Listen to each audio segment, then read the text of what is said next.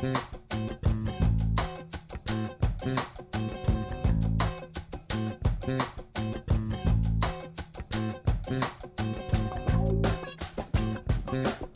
on The Boot Guy, we are looking at the GoRuck MACV-1 in Coyote Brown.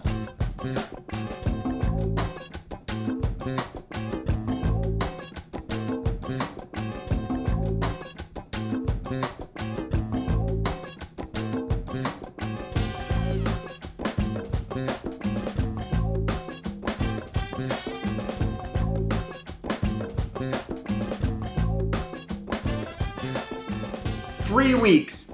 These things have become my favorite boots for what they are, though they are not work boots, and I wore these in the test world of a work boot. I gotta say, the past 3 weeks have been extremely comfortable, and I'm extremely happy with these. Now, there are a lot of problems that come with this boot when you're applying it to the work world. But as a casual boot, as a weekend boot, as something you can go hiking in, I don't think the same problems will persist that you will get in a work environment. Even though you guys have been telling me for a while now that there's slippery soles and you don't think that they hold up to support long enough and all these things, I gotta say, I don't know.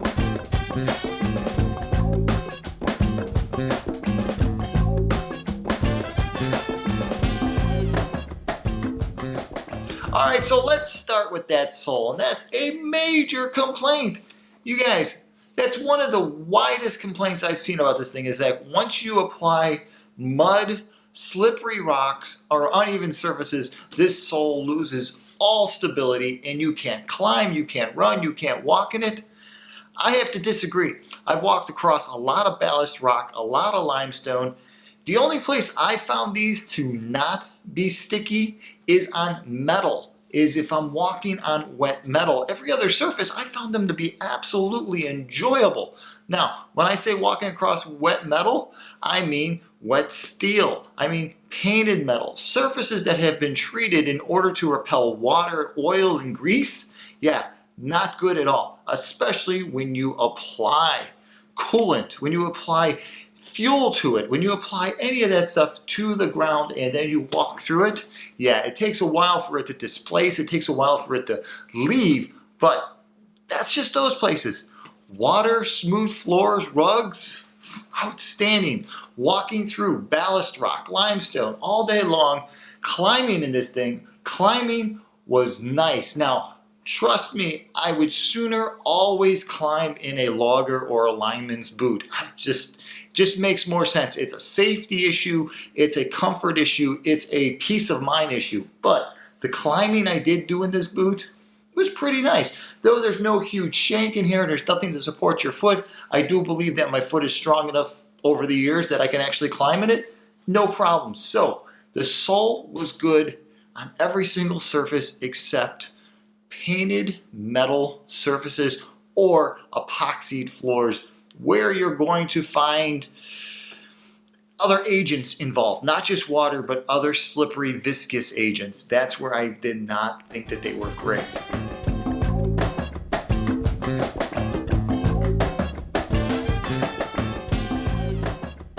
All right, so what got me most excited the first time I saw the MACV-1 in the Coyote color was that it's Coyote. This is my favorite color when it comes to tactical type boots, and that's what this is. Though I'm going to argue the whole fact of this being a tactical boot by the real area of like a real tactical boot, because this is more of like a hybrid gym shoe, because that's where the comfort is. That's why I kind of fell in love with this. I don't like gym shoes. I don't care to wear them. I don't care to do anything in a gym shoe unless it really calls for me to wear a gym shoe, a soft, flexible shoe. This thing really takes the place of that world. If you don't like wearing gym shoes, but you need soft, flexible shoes, this boot is outstanding. I could see this being some guy's perfect workout boot. Like, this is what he wears to the gym day in and day out. Now, the other thing I got to point out about the leather, about the upper, about the color, is that the way they construct this boot, not only with this beautiful suede, and this suede is outstanding. Talk about break-in period. 20 minutes, the boot was broken in. Boom, that's it. You're done. The boot is ready to go. is the way that they put all the other pieces together. And let's get to that. Let's get to the pure construction of this boot.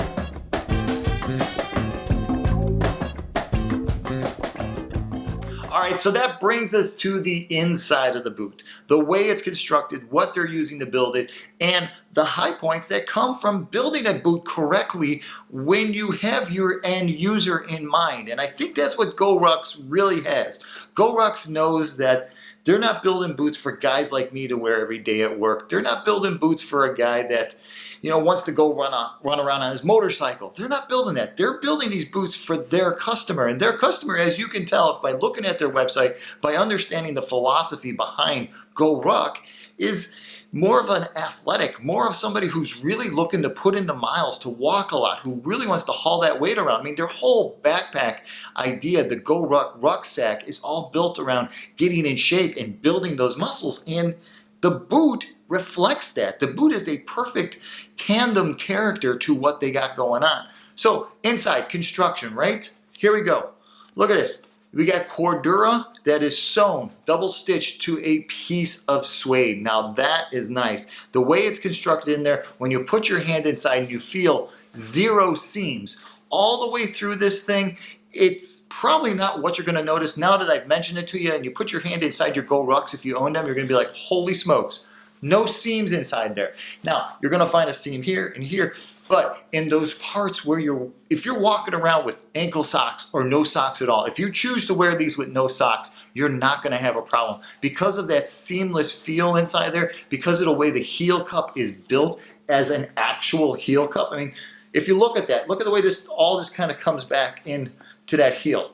That is wonderful. That's holding your heel correctly. And that is part of that whole construction, part of building a boot correctly and understanding the foot that's going inside there and what it's going to be used for. All right, so let's move to this other stuff. So cordura on the sides, and then this huge 2-inch piece of thick polypropylene webbing that they use for ankle support. Now, yeah, 2-inch webbing.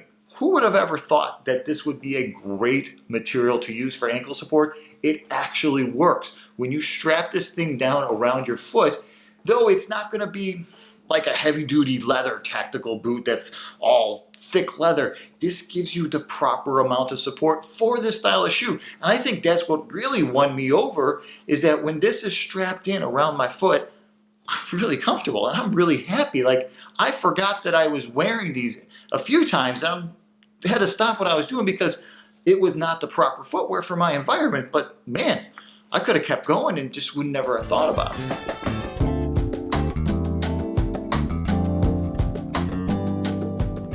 Laces, eyelets, and these awesome quick draw speed laces. These are awesome. I love boot companies that use these things. Though, in order for all this to work together so you can get them nice and tight and pull them on quickly, you need a super long lace, and that's kind of a drawback, because if you're going to leave your laces in and you're going to unlace them, they're going to come off and on without a problem. But once you tie them up and tighten them down, you're left over with probably about 10 to 12 inches of lace on each side of here. So it's gonna be a little, there's a lot of lace left over. But that's just laces. You can change it up. The fact that they use such a great caliber of polyester to build this lace, this is a really nice lace. This is probably a little bit thinner than paracord, or it might be paracord, just a different denier. It's strong, it's durable, and it looks great. It matches the boot.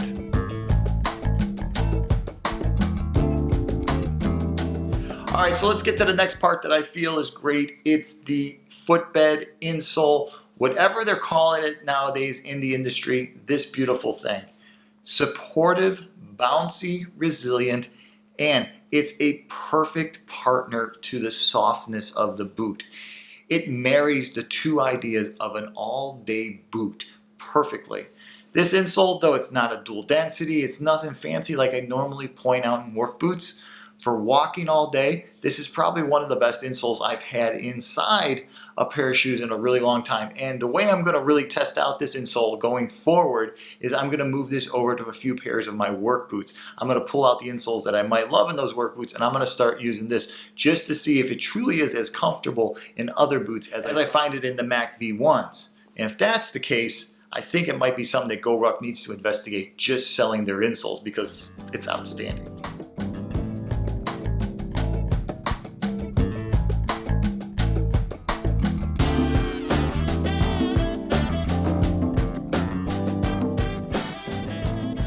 Alright, so I already mentioned the sole, and the sole is a major issue. Slippery sole on certain surfaces. Yeah, that certain surface is wet metal.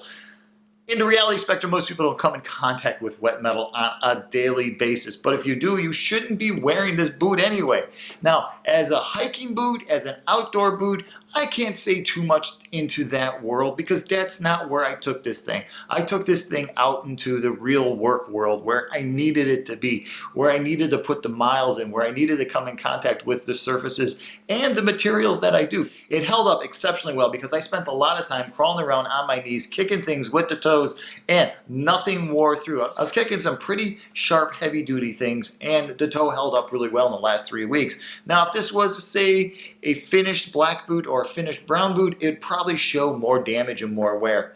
The beautiful Coyote, this suede, this material really is some tough stuff. They did a great job of sourcing out their materials here. All right, size and fit. You guys are always wondering about size and fit. Listen, 12, my size, fit me perfect, just like my other pair of MACV-1s. Now, you really have to understand your foot size, and I say that a lot in a lot of my videos, and it comes down to that. If it's your first time buying a pair of these, buy them how you would buy your gym shoes. If you're a gym shoe guy and you're wearing gym shoes at the gym for gym activities, buy these the same way you buy your gym shoes. If you're a boot guy looking for something to wear along on the weekends or looking for something just different to wear, if you're moving into a warmer climate or something like that, I would say give GoRuck a call and let them figure out your size 100%, because most of the time I only wear my size, and if I'm going from a 12 work boot to this 12 MACV-1 and I don't notice any difference, it could just be that I try on so many pairs of boots, where if you might really need their opinion on how their boots are running. The other aspect too that I gotta mention is that there is a difference in size from my first pair of MACV-1s to these. I feel that the sizing, the width, and everything else, like they've gotten their chops down and they really figured out on how to wrap this material around your foot in an extremely comfortable sense. In the meantime, moving into winter, these are gonna have to be shelved because I need to move into real winter work boots. But once that weather warms up, these are coming right back out, and I'm really happy about that, because you can't wear boots that drain water in cold, wet weather. I mean, that's just a given. That has nothing to do with how great this boot is. That's just a matter of pure physics and where I live and where I work. This boot is useless to me when it drops below 30 degrees and there's snow, wet, and mud outside. It does no good. But in the summertime, when it's beautiful, it's 100 degrees, and I'm stuck on a rooftop somewhere, I'm gonna love having these on my feet.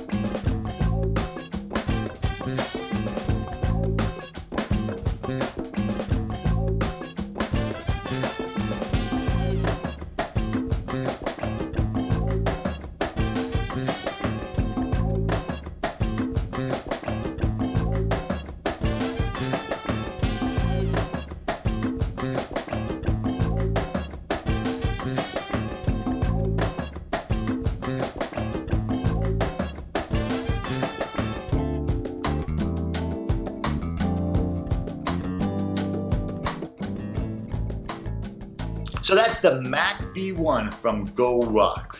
Hey guys, if you're currently wearing anything from GoRuck, please comment below. Let other guys know what you think about the MACV-1. If you don't like it, comment below. If you love it, comment below. Don't hold back. Let us know exactly what you think of this boot, because that's the only way guys are going to make informed decisions about what they want to put on their feet and how they want to spend their time, either being comfortable or being miserable. Hey, if you're interested in seeing some really good detailed photos of this boot, swing by my Instagram and check it out there. I've taken a lot of photos from day one to my unboxing all the way up until today of the MACV-1. So have a look at it, tell me what you think, comment, follow me on Instagram, do whatever it takes. All right. If you're enjoying everything I'm doing with the Boot Guy reviews, if you enjoy my videos, if you enjoy my reviews, if you enjoy the Instagram feed and all that, think about supporting the channel by clicking that button below, that Buy Me a Beer button. Buy me a beer. Haha. Hey. Oh yeah, let's drink it up. Oh yeah. If you want to throw me a few bucks, great. If you want to throw me a lot of money, feel free. I love it. It's just that support. I know you love the channel by the comments. It's just that next step in order to keep this thing afloat, in order to keep the equipment going and the space going, the lights on, and the cameras working. Yeah, think about supporting the channel. If you're about to order a pair of these MACV-1s online and you got some questions that you feel that this review didn't cover, but you think I might have the answers to, feel free to hit me up in a personal message or a message board on Instagram. I will try to answer your question the best I can. All right, until the next time, I'm the Boot Guy. Thanks a lot for watching.